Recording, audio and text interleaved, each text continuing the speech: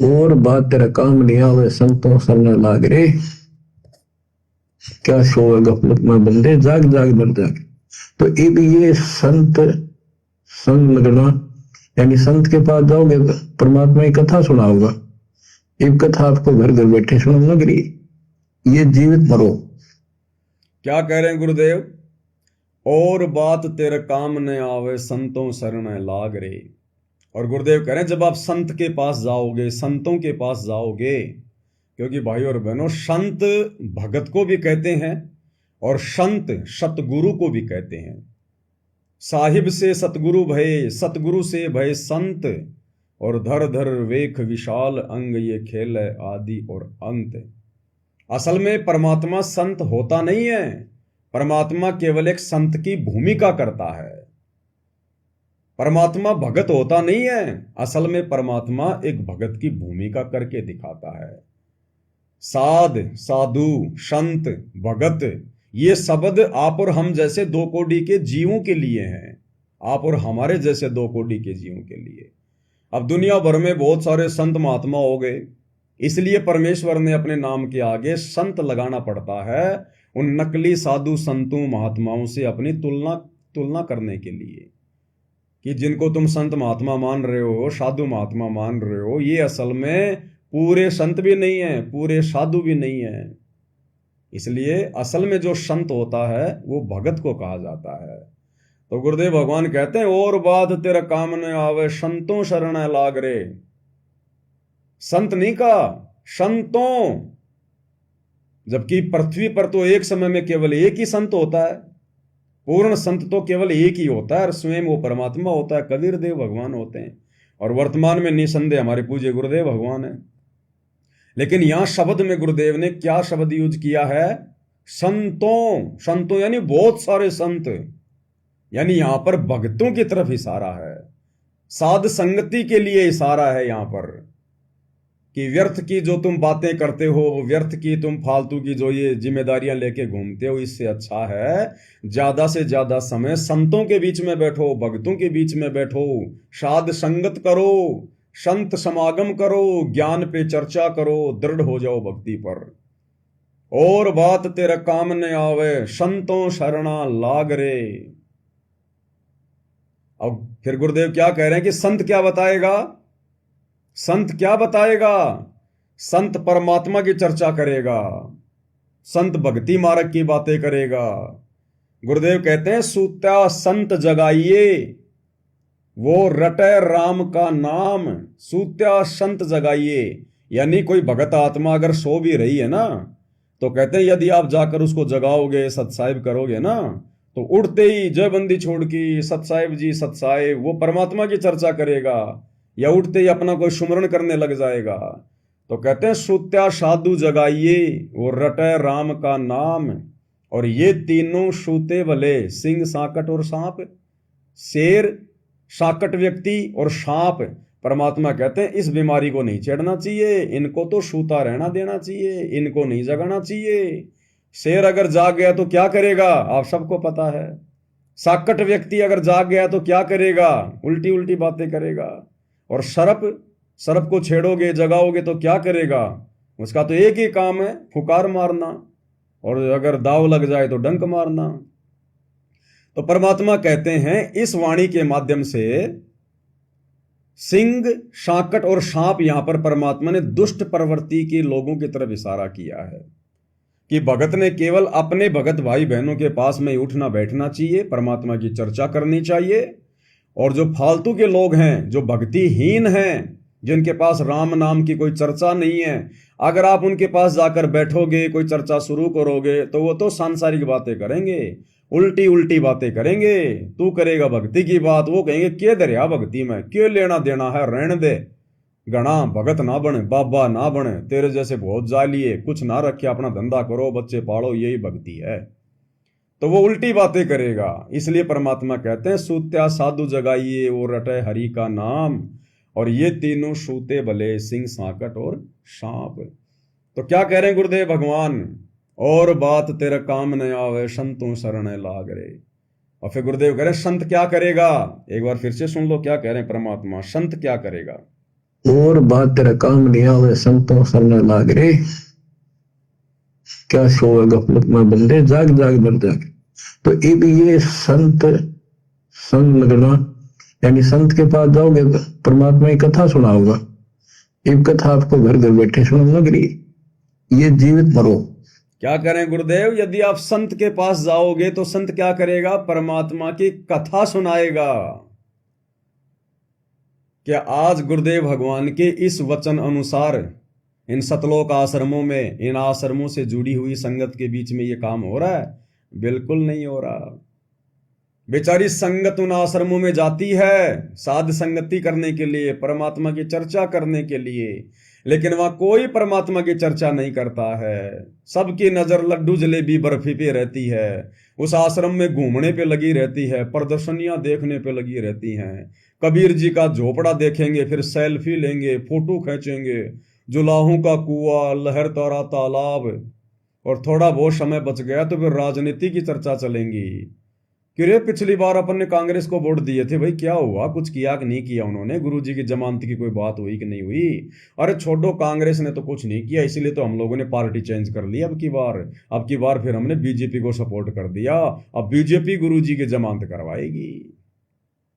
कोई कहेगा मैं पिछली बार आश्रम में आया था और उस समय हम पता कहाँ गए थे, बसों में बैठ के बड़ा आनंद आया, हम रोहतक के पैरावर में गए थे परशुराम की जयंती में।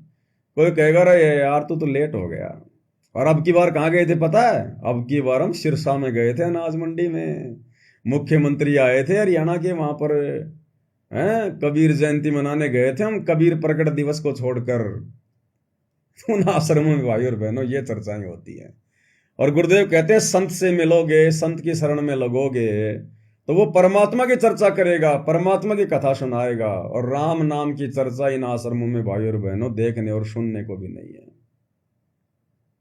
और फिर क्या कह रहे हैं गुरुदेव आगे? संकेत कर रहे हैं क्योंकि विशेष संदेश हैं, और विशेष संदेश केवल विशेष आत्माएं ही समझ सकती हैं। आगे गुरुदेव क्या कह रहे हैं फिर कि जब आप अगर आप संतों की शरण में जाओगे तो संत क्या करेगा? परमात्मा की कथा सुनाएगा।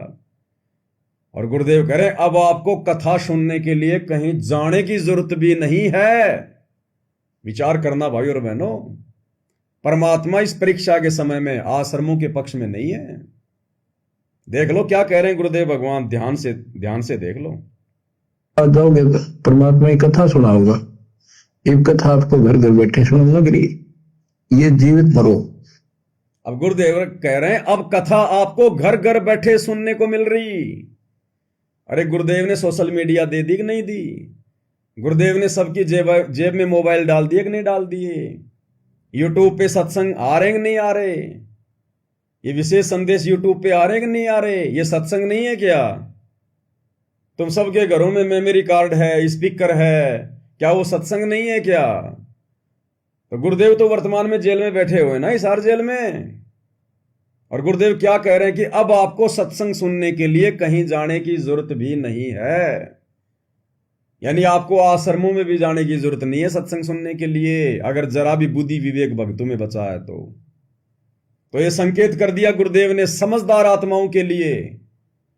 जो परमेश्वर के अधिकारी हंस होंगे, जो समझदार आत्माएं होंगी, वो तो समझ जाएंगी कि वर्तमान में इन आश्रमों में जाना, गुरुदेव की गैर हाजिरी में इन आश्रमों में जाना सत्संग सुनने के लिए, ये तो मूर्खता है, मूर्खता। स्पष्ट कर दिया गुरुदेव ने। और भाई और बहनों, आने वाले समय में, क्योंकि जब गुरुदेव भगवान इस पृथ्वी लोक से जाएंगे अपने विधान अनुसार, जो भी समय, जो भी लीला उन्होंने निश्चित की हुई है, उसके बाद हजारों साल तक गुरुदेव का भक्ति मार्ग चलेगा। वो कैसे चलेगा? कहां जाओगे आप सत्संग सुनने के लिए? कोई आश्रम नहीं होगा, कुछ नहीं होगा। परमात्मा ऐसी व्यवस्था करके जाएंगे, आपको कहीं भ्रमणे भटकने की जरूरत ही नहीं पड़ेगी। हम भगत भाई बहनों को कहीं आश्रमों में जाकर धक्के खाने की जरूरत ही नहीं पड़ेगी। सब कुछ गुरुदेव ने अपने सत्संगों में क्लियर कर रखा कि बच्चों, जब ये दास सतलोक जाएगा उससे पहले ऐसी व्यवस्था करके जाएगा, आपको कहीं भी हांडने की जरूरत नहीं पड़ेगी। हांडना कहते हैं फालतू में जानवर की तरह मुंह मारते फिरना, धक्के खाते फिरना, फालतू में बेगार करना। गुरुदेव ने कहा कि दास ऐसी व्यवस्था करके जाएगा। अरे भैया, कलयुग की बिचली पीढ़ी है, ये शिक्षा क्यों दी भगवान ने, ये विज्ञान क्यों दी है परमात्मा ने, ये technology, social media, mobile, speaker, memory card, pen drive, YouTube, Facebook, क्या अब भी हम सत्संग सुनने के लिए धक्के खाते फिरेंगे? 650 साल पहले वाला समय थोड़ी है। उस समय तो ना कोई मोबाइल था, ना कोई पुस्तक की व्यवस्था थी, ना कोई मेमोरी कार्ड था, ना कोई रेडियो था, ना इंटरनेट था। तो उस समय तो आत्माएं अपने गुरुदेव के मुख कमल से सत्संग सुनने पर विवश थी, उनकी मजबूरी थी। लेकिन वर्तमान में कौन सी मजबूरी है भाई? परमात्मा ने सारी व्यवस्था जो उपलब्ध करवा रखी है। तो गुरुदेव भगवान ने एक सत्संग में बिल्कुल क्लियर कर दिया है कि बच्चों, आने वाले समय में जब ये दास सतलोक जाएगा, उससे पहले ऐसी व्यवस्था करके जाएगा, आपको कहीं भी हांडने की जरूरत नहीं पड़ेगी। अब बताओ भाई, भगत फालतू में तो कोई चीज के लिए हांडता नहीं है। भगत अगर हांडेगा, धक्के खाएगा, घूमेगा फिरेगा, कहीं आएगा जाएगा, तो किस चीज के लिए? सत्संग के लिए, साध संगति के लिए, इसीलिए तो जाएगा। और उस समय हमारे गुरुदेव भगवान धरती पर होंगे नहीं संत रूप में, जिस रूप में वे आज आए हुए हैं। तो फिर हम कहां जाएंगे? हम क्यों जाएंगे सत्संगों में? हमें क्या मिलेगा फिर उन आश्रमों में जाकर? जब हमारे गुरुदेव सतलोक चले जाएंगे तो उस समय हमें क्या मिलेगा? ना गुरु का आशीर्वाद मिलेगा, ना गुरु के दर्शन होंगे, ना गुरु के मुख कमल से सत्संग सुनने को मिलेगा। फिर क्या करेंगे हम वहां जाकर? इसलिए गुरुदेव कह रहे हैं कि जब ये दास सतलोक चला जाएगा, उससे पहले व्यवस्था करके जाएगा। और ये वर्तमान में साध संगति के माध्यम से परमात्मा वो रिहर्सल कर रहा है कि जिस प्रकार से साध संगति से जुड़े हुए भगत, परमात्मा के बच्चे, ज्ञान को आधार बनाकर, गुरु को परमात्मा मानकर, घर को आश्रम बनाकर और आत्म कल्याण के प्रति चिंतित होकर जिस प्रकार से सत भक्ति कर रहे हैं, ये प्रोसीजर रहेगी गुरुदेव के सतलोक जाने के बाद धरती पर, अगर किसी ने मोक्ष प्राप्त करना होगा तो। ये वर्तमान में सत्सेवकों के माध्यम से परमात्मा एक उदाहरण पेश कर रहे हैं। अगर कोई समझ जाए तो इसी प्रकार से चलेगा गुरुदेव के सतलोक जाने के बाद, जैसा वर्तमान में साध संगतियों में चल रहा है। क्योंकि वर्तमान में गुरुदेव बैठे हिसार जेल में, तो ये परीक्षा का समय है। सोचो गुरुदेव सतलोक में बैठे हैं, गुरुदेव सतलोक गए, अब पीछे से हम कैसे भक्ति करेंगे भाई? क्योंकि सतलोक जाने के बाद तो परमात्मा फिर आएगा नहीं, ना हमें वहां से कोई आदेश देगा। तो सोचो फिर हम कैसे भक्ति करेंगे? जैसे वर्तमान में ये लाखों की संगत इन सतलोक आश्रमों में आंख बंद करके जा रही है, कोऑर्डिनेटरों की बातों को आंख बंद करके मान रही है, गुरुदेव के परिवार के पीछे अंधी हो रही है, और ये लोग काल प्रेरणा से संगत का भरपूर फायदा उठा रहे हैं अपने राजनीतिक स्वार्थों के लिए, लोगों की मर्यादा तोड़वा रहे हैं। तो अगर सतलोक आश्रम मैनेजमेंट के हिसाब से अगर चला जाए तो ये मिशन तो भाई और बहनों 1 साल भी नहीं चलने वाला, 1 साल भी। तो परमेश्वर ने अलग से एक प्रक्रिया शुरू करवा दी साध संगतियों के माध्यम से कि देख लो किस प्रकार से ये आत्माएं इस ज्ञान को आधार बनाकर गुरुदेव के जेल में रहते सहते बाहर ज्ञान को आधार बनाकर अपनी आत्मा के कल्याण हेतु घर को ही आश्रम बना लिया, गुरुदेव को ही अपना परमात्मा मान लिया, जान लिया, पहचान लिया, और अपने गुरु को शब्द रूप में अपने साथ में समझ रहे हैं पल पल कि घट ही में गंगा, घट ही में जमुना और घट ही में है जगदीश सतगुरु तारेंगे। और किस प्रकार से ये मर्यादाओं के लिए संघर्ष कर रहे हैं, विषय विकारों से मुक्ति प्राप्त करने के लिए बारंबार अपने गुरुदेव के आगे रोते हैं और डरते हैं कि कहीं कोई मर्यादा का हनन ना हो जाए, गुरु का कोई वचन ना टूट जाए। अगर गुरु के दिल को छटांग भर भी ठेस पहुंच गई तो मेरा तो ये जीवन बर्बाद है। इतने चिंतित, इतना डर, इतना भय मोक्ष के लिए, तो ये प्रोसीजर है जो परमात्मा चाहते हैं। जो साध संगतियों से गुरुदेव भगवान ने शुरू करवा रखी है। तो भाई और बहनों, ये भ्रमणा भटकना इस भक्ति मार्ग में नहीं है। ये किसी नकली साधु संत महात्मा द्वारा चलाया गया पंथ नहीं है। ये साक्षात कबीर परमेश्वर जी का पंथ है, मार्ग है, जो स्वयं धरती पर प्रकट है वर्तमान में। तो संकेत गुरुदेव ने सब कुछ पहले कर रखे हैं। इसीलिए तो गुरुदेव भगवान बारंबार कहा करते थे कि बच्चों, अगर तुम्हें कोई शंका हो जाए तो चिंता मत करना, इस मन को ज्यादा मत दौड़ाना। अगर तुम्हें कोई बात समझ में नहीं आती है तो छोड़ देना उसको, ज्यादा दिमाग मत लगाना, परंतु सत्संग सुनते रहना।